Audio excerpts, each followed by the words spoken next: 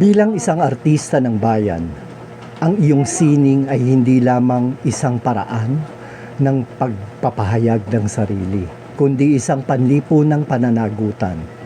Ang iyong papel ay magsisilbing tulay sa pagitan ng realidad ng masa at ng imahinasyon ng pagbabago.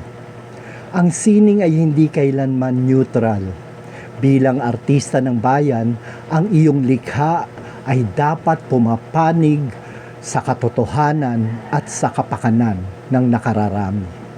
Gamitin natin ang teatro, musika o visual na sining upang ipakita ang mga isyung madalas na itinatago at binabaluktot gaya ng mga karapatang pantao, kahirapan at pagsasamantala.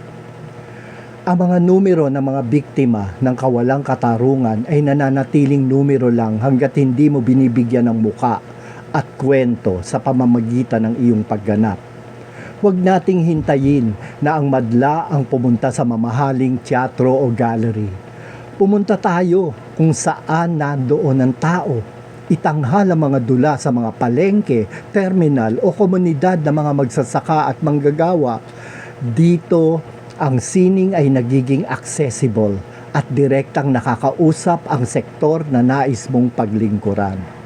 Mga bigla ang pagtatanghal sa pampublikong espasyo na gumigising sa atensyon ng mga taong abala sa kanilang mga pang-araw-araw na pakikibaka.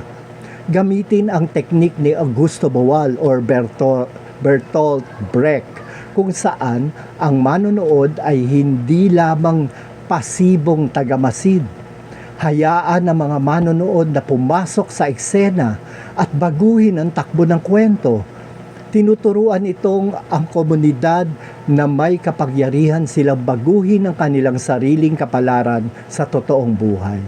Mag-organisa ng mga workshop sa mga komunidad para sila mismo ang makagawa ng sarili nilang sining. Ang layunin ay gawing artista ang bawat mamamayan. Sa panahon ng impormasyon, ang internet ay isang bagong entablado. Gumawa ng mga short films, spoken word poetry videos, or digital poster na tumatalakay sa kasalukuyang issue. Labanan ang disinformasyon. Bilang artista, may kakayahan tayong gawing mas accessible o mas madaling intindihin ang mga komplikadong isyung politikal para hindi maligaw ang mga publiko sa fake news. Ang pinakamabisang paraan ng pagpapalaganap ng kamalayan ay ang pagsasabuhay ng iyong sining.